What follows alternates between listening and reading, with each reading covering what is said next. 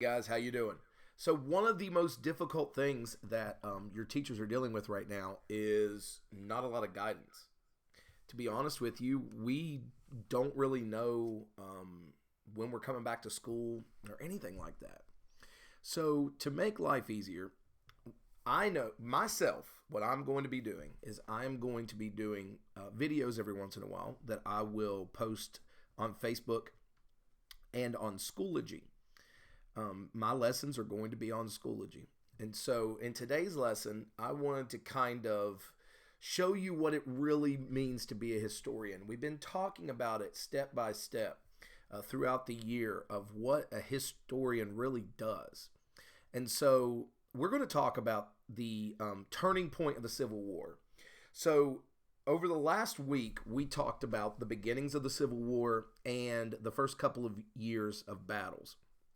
So as a refresher, or for people that might have been absent, at the outbreak of the Civil War, there is a very large discrepancy between how the war is going in the East, which is like Virginia, eventually Pennsylvania, Maryland, current day West Virginia, places like that, and the West, which is the Mississippi River. So in the Civil War, we don't think of the West as like California and Oregon. We're thinking of the Mississippi River. That's called the Western Theater. Through 1861 and 1862, the North is winning in the West. It's a very important but often overlooked aspect of the Civil War because people like Ulysses S. Grant are winning these battles along the Mississippi River, and it's closing off Kentucky and other parts of those states along the Mississippi River from the Confederates controlling them. There's a large battle that takes place in Tennessee in April of 1862 at Pittsburgh Landing, which is more commonly known as the Battle of Shiloh. It's where U.S. Grant defeats Albert Sidney Johnston and P.G.T. Beauregard out west. In the East, though, Robert E. Lee is running roughshod over a multitude of commanders in the East for the North. Abraham Lincoln's at a loss.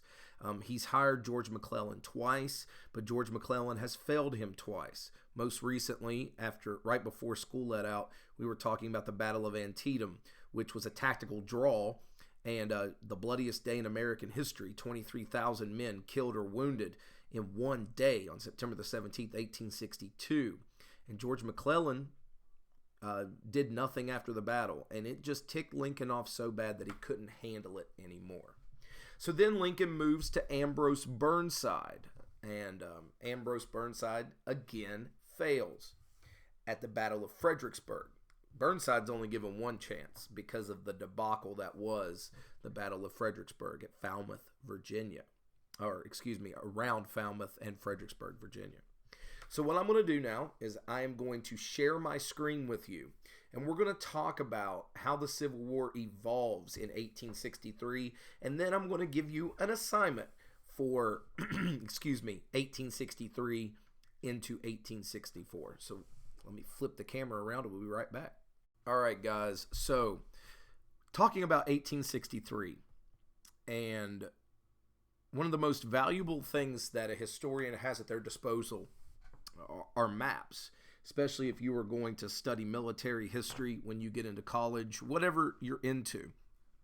But even in your basic history classes that you have to take in high school and a couple in college just to graduate, no matter what your major is, you need to work hard on being able to read maps. And this map can look very confusing because of all the arrows. But to make it hopefully a lot easier for you, blue means Union and red means Confederate. And this is a month's worth of movements. So Lee is down here. See my mouse right here, just outside of Fredericksburg. And the men that you see labeled are his corps commanders. So you got Ambrose Powell Hill right here. Jeb Stuart is his cavalry. That's why it has a different I don't know the word I'm looking for, a different type of line. It looks like a dash. The job of Civil War cavalry was to ride in front of the army and act as the eyes and ears of an army. Now, James Ewell Brown Stewart, better known as Jeb, was arguably the most famous Civil War figure in the South. He was loved. He was adored. Robert E. Lee loved him like a son. They've known each other for years before this. But Jeb was he was quite hot under the collar, so to speak. He didn't listen to all the rules all the time. And he was hungry to go on a raid in June of 1863. And he was asking Lee, listen, detach me, let me go and raid this Northern army. A raid is where you kind of poke at the vulnerable parts of the army, and he would steal supplies, he would capture prisoners, he would just make himself a nuisance. And Lee warned him, he said, listen, if you're going to go out and do this, you've got to stay in contact with me. And that's going to play a large role in the upcoming battle. So as you see, Hill, Richard Ewell is right here, and they're moving. And you'll see all of these former places of battle. There's a reason that there's two battles of Bull Run or Manassas. It's because it's a huge way to get out of Virginia. The city of Winchester, Virginia changed hands between North and South like 70-something times. It's ridiculous. So the South is going to invade Pennsylvania, and they're going to come through present-day West Virginia around Martinsburg. Harper's Ferry's right here. Hill and James Longstreet's Corps would come through there. And the North is also having to march and meet, trying to stop the South from getting further into Pennsylvania, as you'll see up here. So throughout June, the two sides are kind of dancing. As you can see, they're close, but they're not right next to each other. And here is the word that is going to play a huge role. This is the town of Gettysburg, Pennsylvania. Now, the thing that's shocking is Gettysburg is literally smaller than Cerrito. At the time of the battle in 1863, there were 2,500 citizens of the town of Gettysburg. The thing with Gettysburg is it was in the middle of the Pennsylvania countryside, but it was where a large number of roads met. You can see all of these railroads and all of these roads meet at Gettysburg. Old citizens of Gettysburg said that looking at a map of Gettysburg was like looking at the center of a wheel with all the spokes coming out. And you could see that. The armies were on a collision course by complete accident at this little country town of Gettysburg, Pennsylvania. The idea that Robert E. Lee has, is he is going to invade Pennsylvania. He is going to take out major railroads in Pennsylvania and then move on to Washington, D.C. Washington would not be that difficult for him to get to if he took care of a large portion of Tennessee. You see Washington, D.C. right here. Lee had failed in his first attempt at this, if we all remember from last week, at Antietam. Antietam is in Maryland, and it's outside of Washington, D.C. Now, let's see if we can zoom in. So, here we have Harper's Ferry. We have the town of Frederick, Maryland. And it is all leading us to Gettysburg. Just a little side note, all these places are extremely close together. I've been to Harper's Ferry many times. I've taken Gracie and others.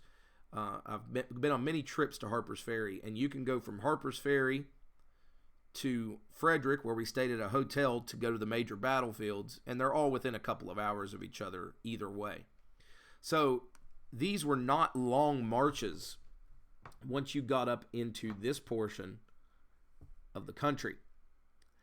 So Lee is wanting to take Harrisburg, Pennsylvania, all the way up here. That's why you'll see Ewell and Stewart do end up near Harrisburg. Harrisburg's very important because it's on the Susquehanna River and these railroads that run into Harrisburg. If Lee can take this major railroad hub at Harrisburg, he will be golden for his attack on Washington, D.C. and other major cities in the north. This is Lee's attempt to take the war to the north. It becomes the job of these northern armies to stop Lee. And as I said, it's by complete accident. So, there is a new commander. I know you all are tired of hearing of new commanders. There's a new commander of the army of the Union. And his name is George Gordon Meade. Now, George Gordon Meade, I wanted to show you a picture of him because he has one of the goofiest nicknames. His subordinates, or that means the officers under him, they respected him, but behind his back, they called him a damned old goggled-eyed snapping turtle because of how weird he looked and because he had terrible mood swings. So Meade takes over after the failure of Hooker at Chancellorsville, Virginia.